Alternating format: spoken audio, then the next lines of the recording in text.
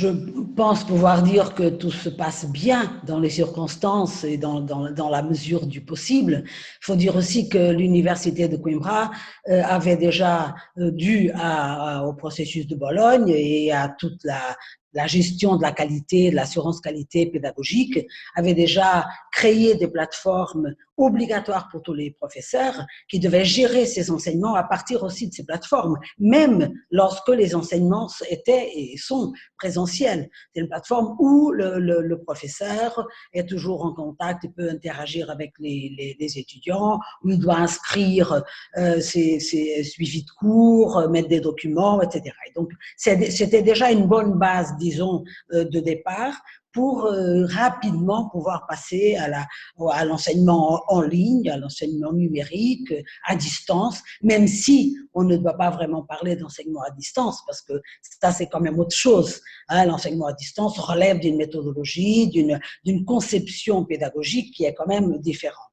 Mais très vite, l'université de Coimbra, grâce à son recteur et à l'équipe rectorale,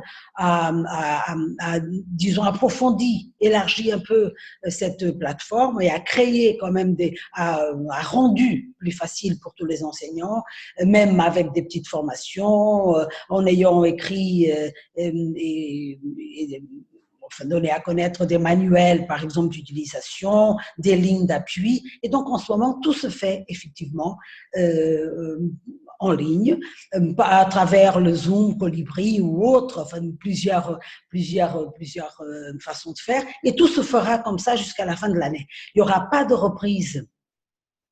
Il n'y aura pas de reprise cette année, les cours ne vont pas reprendre, c'est une décision qui a déjà été prise par le recteur et l'équipe rectorale, il n'y aura pas de reprise. Il y a déjà un nouveau calendrier d'examen qui a été communiqué à tout le monde.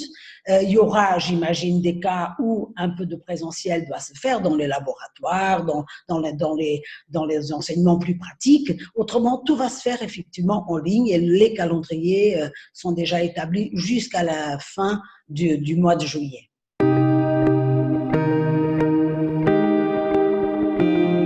Tout à fait. Moi, j'aimerais, si vous me le permettez, vous dire que l'université est particulièrement bien préparée parce que son recteur, son président, son recteur, comme nous disons, est professeur de la faculté de pharmacie, donc c'est un pharmacologue, et le doyen de la fac de médecine, qui se trouve que c'est un frère à moi, mais bon, il est pneumologue.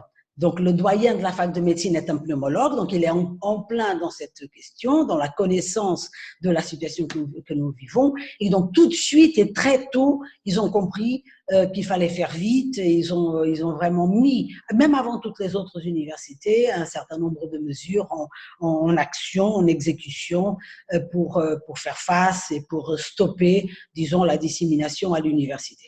Et ces mesures sont de différentes natures, enfin, de nature sociale, par exemple, l'appui aux étudiants qui ont des difficultés économiques et pour lesquels on a des bourses et du matériel informatique mis à disposition, tous ceux qui peuvent prouver effectivement qu'ils ont des carences économiques, de même des lignes d'appui émotionnel pour gérer le stress, l'anxiété, vous savez, l'université de Coimbra, évidemment la population locale est à l'université, mais à peu près entre 60 et 70 étudiants de l'université viennent de l'extérieur.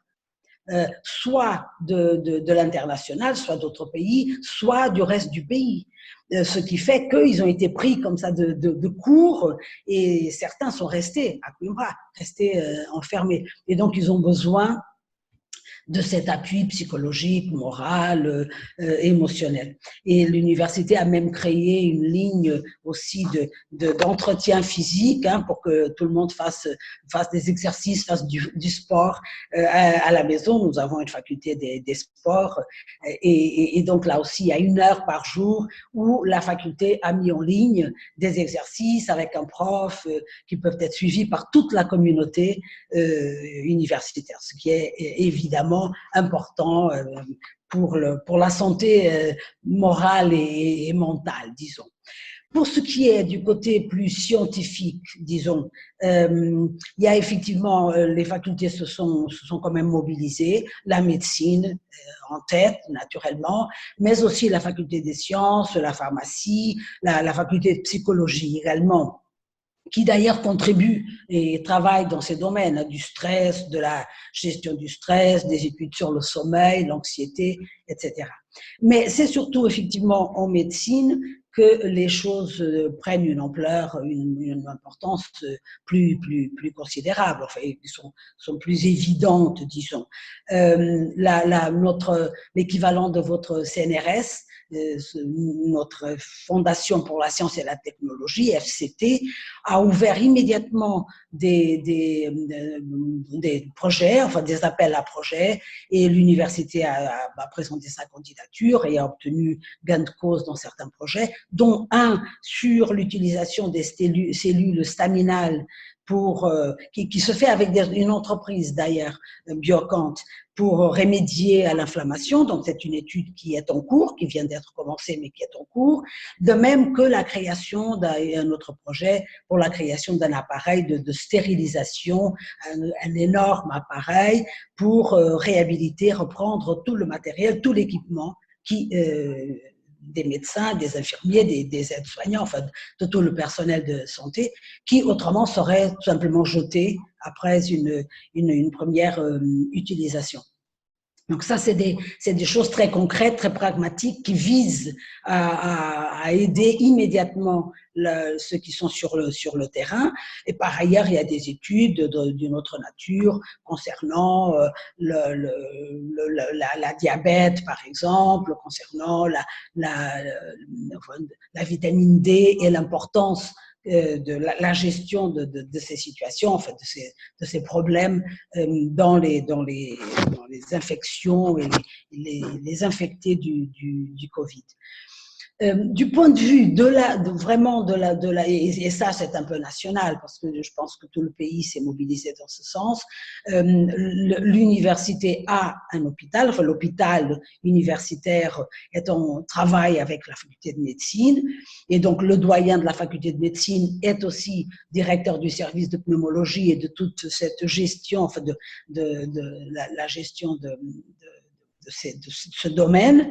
Et ils ont pu diviser l'hôpital en deux, si j'ose dire, et à une partie complètement dédiée aux malades Covid et à ceux qui font des tests, etc. Donc, ils ne sont absolument pas en contact. C'est des bâtiments différents, qui ne sont absolument pas en contact avec les autres malades ou les autres, enfin les médecins et le reste du personnel. Et par ailleurs, à la fac de médecine, ils ont aussi également installé un centre de tests de dépistage qui a commencé récemment, cette semaine, qui a commencé et qui peut être en mesure de faire à peu près 500 tests par jour. Donc, disons que la faculté, l'université de Lisbonne, l'université de Porto se sont également mobilisées, toutes. Et d'ailleurs, certains de ces projets dont je viens de parler, des projets qui sont financés par la Fondation pour la science et la technologie, ils sont faits avec les autres facultés, avec Lisbonne ou Porto, par exemple.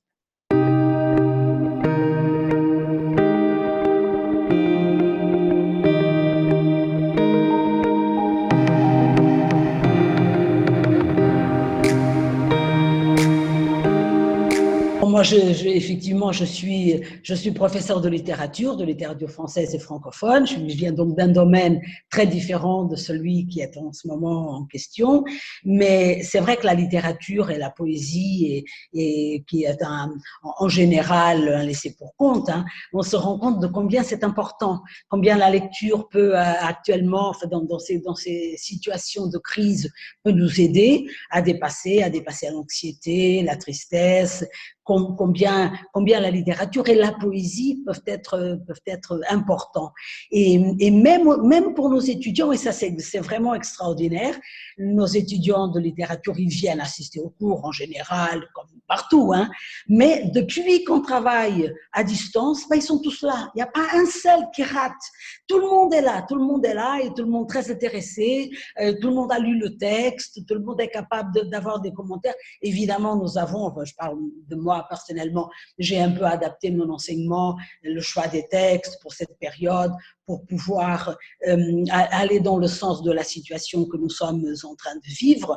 Et d'ailleurs, c'est intéressant parce que la nuit des idées que l'on vient de vivre au mois de janvier, c'était sur le vivant. Et à Coimbra, je l'avais organisé et j'avais changé un peu le sujet et c'était le mal d'être vivant. Le sujet, c'était le mal d'être vivant. Et donc là, on peut, même avec les étudiants, discuter à partir de ça et de ce qu'on avait fait pour ce 31 janvier, pour la nuit des idées. Et ça, quand même, ça donne de l'espoir.